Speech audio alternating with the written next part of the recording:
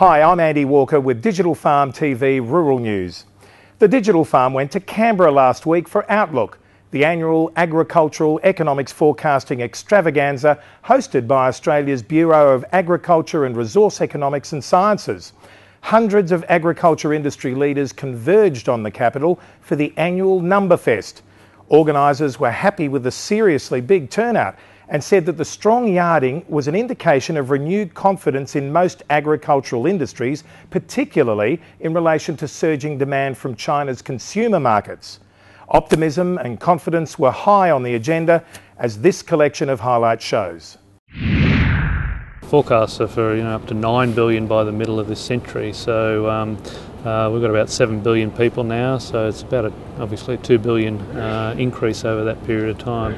But importantly, it's not just the population increase that will mean there'll be greater food demand. It's also, in a lot of developing countries, there's a rising middle class, and they tend to consume more food per person than what obviously less developed countries do.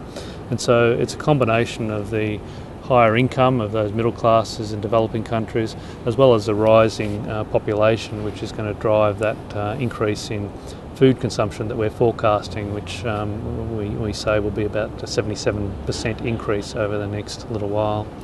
Now, we also believe that that sort of increase is achievable.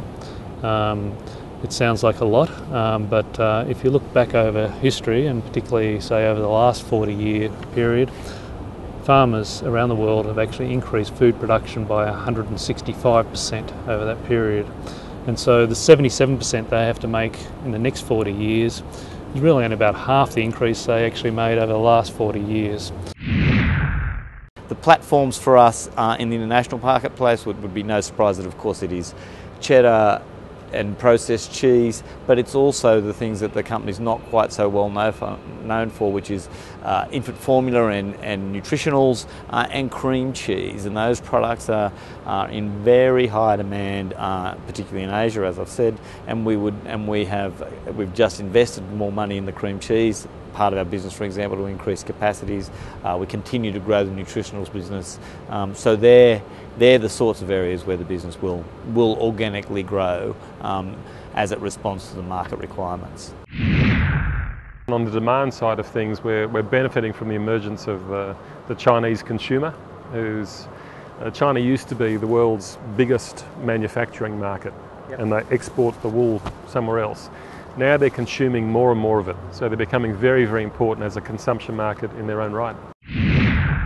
The Chinese consumers' appetite is on the increase, and they are demanding for more food, for more higher valued food, and for more quality food.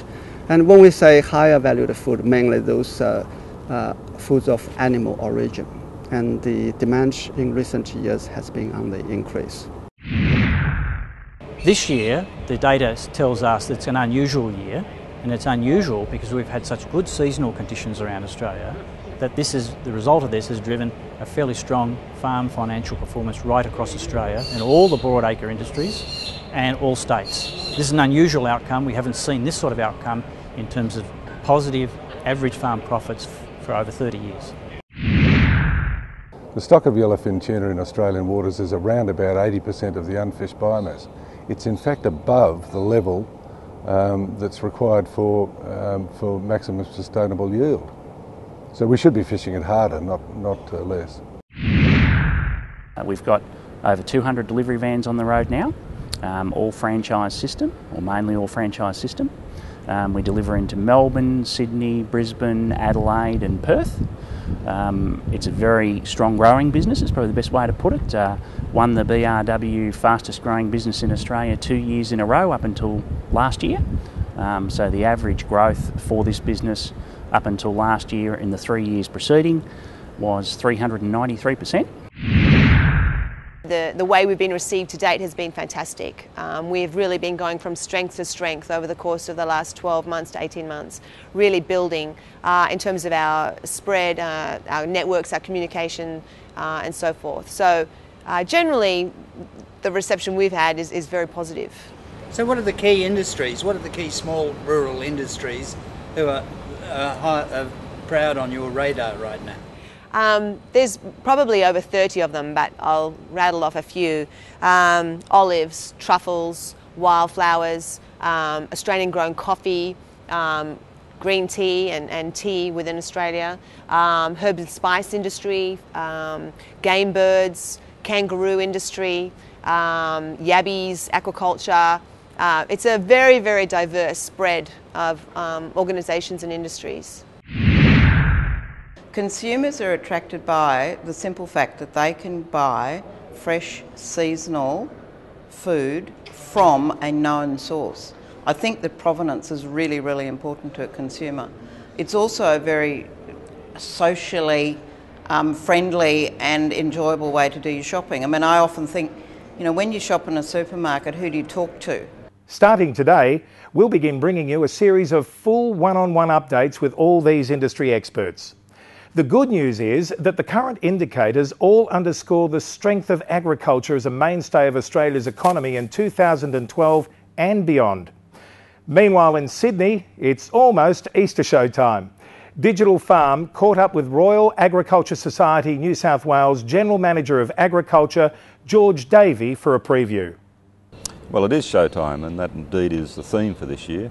This year is going to be largely about as always, bringing the bush to the city and the farm to the city folk, but also talking about the heritage of the Royal Agricultural Society and sharing a lot of its memories and histories with the community. So it's going to be bigger and better than in the past, and we're gearing up for it now. Well, I think the great thing about the show is that it really enables the agricultural producers to exhibit their produce to the community, and it's really about the best of the best and demonstrating to people in the city where food comes from and what's involved in producing food, and how, you know, the choices you have in both food and fibre.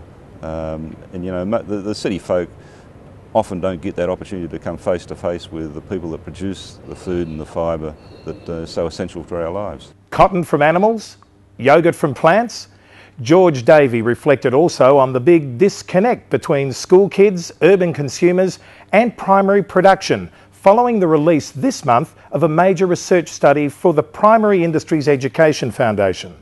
We are aware that today many school children aren't all that familiar with what's involved in producing food and fibre, but I think it was a big surprise that so many of the students were unfamiliar with where food comes from, how it was produced, and a lot of misunderstanding. So it says to us there's a big job to be done in educating children about what food and fibre is, and going further than that, really attracting kids to be interested in farming and to see rural pursuits as a career opportunity. So recently there's been publicity also about the Hawkesbury Agricultural College at the University of Western Sydney, and the fact they have not attracted this year sufficient numbers of Year 1 students for their agriculture degree course. How significant is this in the broad scheme of things, and is there anything that the Royal Agricultural Society can do to kind of increase the profile of tertiary education in agriculture? Yes, look, I think this is a very significant trend that we're seeing, a declining number of students looking to do courses in agriculture. I understand that the number of tertiary institutions that do courses in agriculture now has declined from something in excess of 20 to around 9. We've seen the numbers of students decline rapidly that are taking up agriculture as a career option. And as the survey that you alluded to before demonstrates, young kids are unfamiliar with where food comes from or how fibre is produced. So this is going to create a gap in skills in terms of people that will have the skills to go into agriculture, and I think the agricultural industry will be very concerned about this trend, and the RES does have a role to play in promoting careers in agriculture. And in fact what we're doing during the show, and it's the very first day of the show, the 5th of April, is having a Careers in Agriculture Expo. And that will be an opportunity for us to have people that are involved in delivering courses in agriculture speak directly to students about the opportunities that there are in agriculture, so that we can encourage students to look at agriculture as a career opportunity, and we see that as a very important role for the RES. We're also having an agricultural innovation and technology showcase, again on the first day of the show, the 5th of April, of course that coincides with the school term, which will give kids the opportunity to see how exciting it is to work in agriculture. There are many exciting career opportunities that many students would be totally unfamiliar with. So we'll have that opportunity to showcase that. And on the subsequent weekend there'll be displays right over the weekend about innovation and technology that's being applied in agriculture, which we think students will find exciting and hopefully encourage them to look at agriculture as an option.